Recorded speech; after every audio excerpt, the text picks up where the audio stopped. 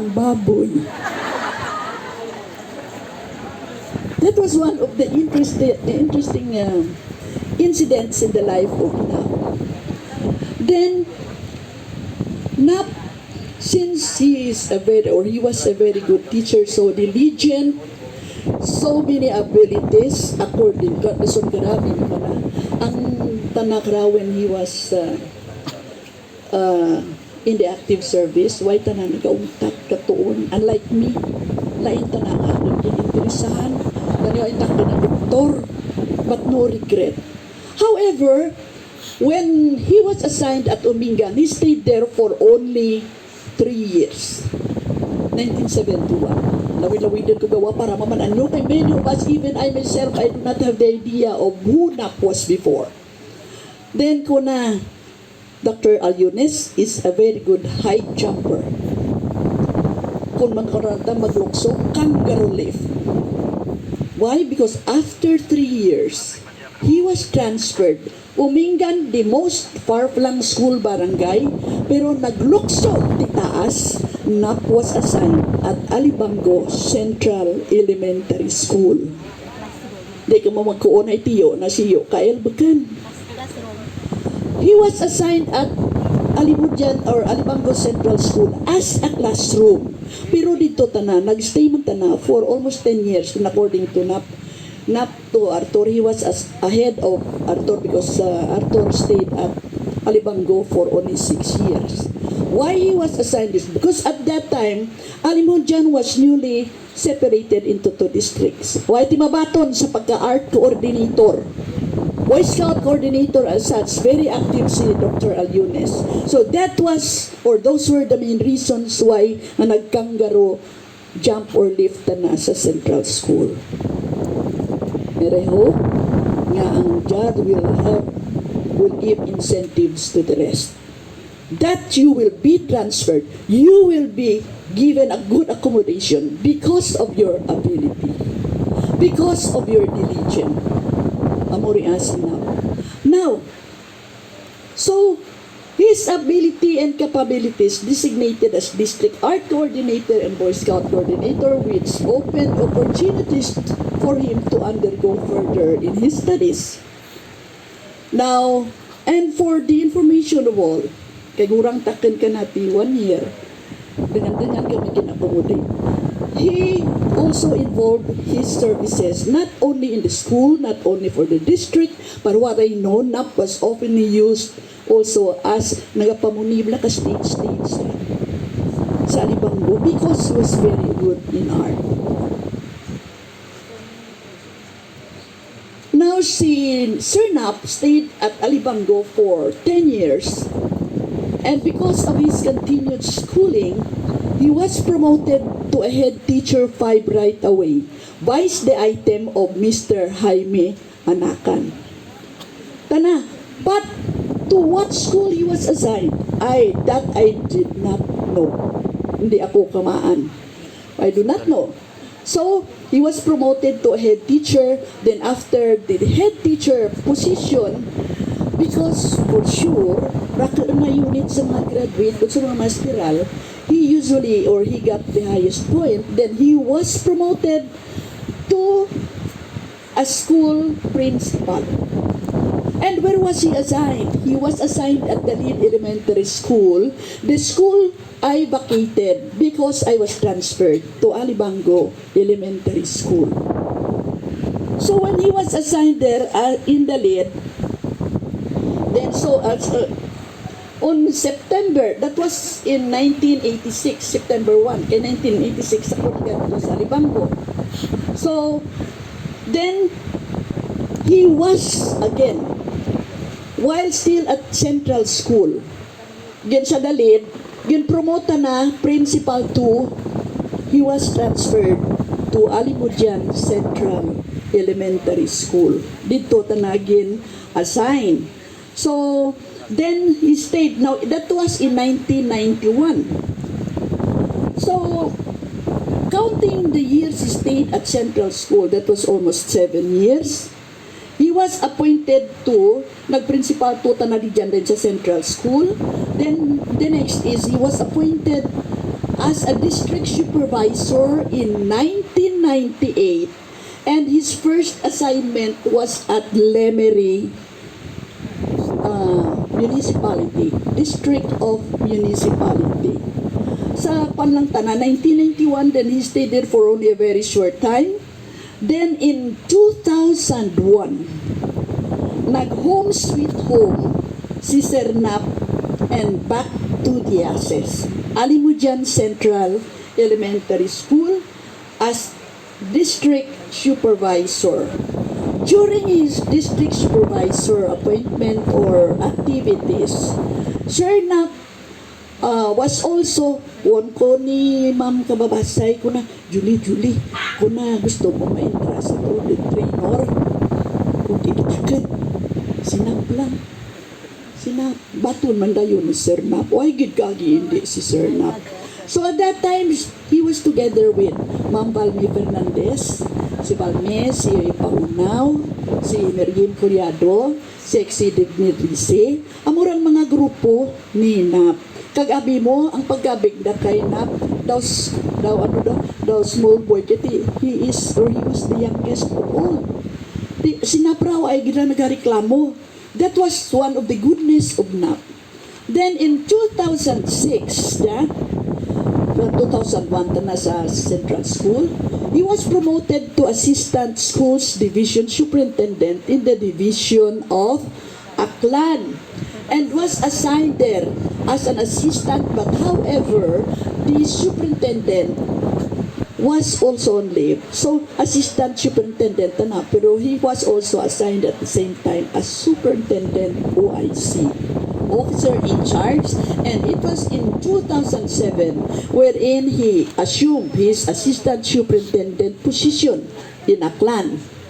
Then in September 4, 2009, Dr. Allones was appointed as Division of Iloilo Assistant Superintendent. But at that time, qualified rin tanadaan nga mag-superintendent. However, he decided to retire for good. Now, here, those are the assignments of Dr. Allones. However, I'd like to tell you something about him as a person. Nap was really a brilliant person. Nang Rosing once told me, Julie, umigay mo kami na ng Rosing sinapra, abi mo, gamay ta na karia, daw ay pagganita na kasilid sa grade 1. Kung ano nga sarakyan maagi sa balay, mabusina gani, makota na, idrosuhan mo to. Bunduman nyo, white nyo, you're still young. Ay kung magpati ka na, kung ano nga sarakyan maagi, kilala ni Nakbisan, hindi ta nakalantaw. Maman-ana ka na. And si Dr. Allones as a person, I hope you'll agree with me, sina, hindi mahilig mag-social, socializing with other people or playing with other children. Pero ano ang ginahimo ni Nap when he was still young? Bet-bet kalapis, kag krayula, mag-sketch, kag na-develop na ang anang skills by himself. Pwede man gali ituon nga ikaw lang, no? Then, he continued reading. Kung kunap galingin ulo, kura ko na ngay karasong doon, ikaw malingin ulo ko. Another, he was really a visionary person, and he has the ability to foresee and plan out what is good to be done in line with his work. Makuon ka mo, makuon kita rake, nagakuon pa, sinapra rake ang natinamanan. But I think I'm so happy because I'm one of the person, why ako nagapalapad ka papel. Rake ang hindi ka yun ka na, tayo sura ko ni Mampaw na may pagkasuplado. Pero sinap, kung magambal gani kinakin, ang ginahimo ko, pamati ako. Kag kung hindi ako conforme, kung ko, migo. How about this one? Di mura daw tuhog kami. Nadarwa. So, and when he was the Retired Teacher Association President, dayaw man ako ka na. gin-revise na ang constitutional bylaws kang retired teacher. Di nami man di na si Marilina could attest to it. And another, ang hindi ko gid maligaan kay na live a very simple and humble life. Aktibo man sa simbahan because I could remember Corsiliesta member man tana. Corsiliesta member man tana. Kag ang isa pa gid, what I'm telling you, my dear teachers, so that we will not experience as what we have experienced kay Sir Nap. Sir Nap, kung karake, kampiyon ikaw sa documentation, pero ay mo ma-document mayat ang imo inagihan. Ang biological data na si Inday ay kaman. Kag where did I get this? Gintagpi-tagpi lang dyan ni si SB Tagabi, kag bata na. But since I've seen nga iba daw dito, o gin-revise ko day, okay lang ta ninyo. So, gintagpi-tagpi nanda, ginano tambi-tambi lang nanda. And I try to recall kung ano ta na ang akin giniagihan kay Sir Nap. Pero, to prove, my dear brothers and sisters, that Nap has really the trust in me. 2019, nga bago pa lang ako nag-abot halin sa gwa, si Nap nagabisiklita. May ginhand in ta na nga sobre kay Selvina. Diyan, ngaran ko, Mrs. Julie A. Salarda, President APESTEA. Ja, whom the letter came from Dr. Allones, na nakuuna, souvenir program as a reference. Tingnan ako, sinutan ng tawa ko gito, ano daw. That is why when Rachel called me up, nag-iod ako na yun, pero ay kumabasa dya, I thought that it contains his biography or his experiences. Ano man lang dya. So, ang ginakuon di dya, and it's good, I'm so happy. I didn't even remember that when you district honored Dr. Allones as a district or ASDS, congratulations, because at least you made him happy. You have your honorary party sa Sampaguita Garden dito sa Washington, Aklan. Yeah, this is what he left me. You stayed there, you gave him the honor. And he has this one. May diapaday uli kunin mo karon dya, basi kung padangguho na ako. Amo dya. He has this one.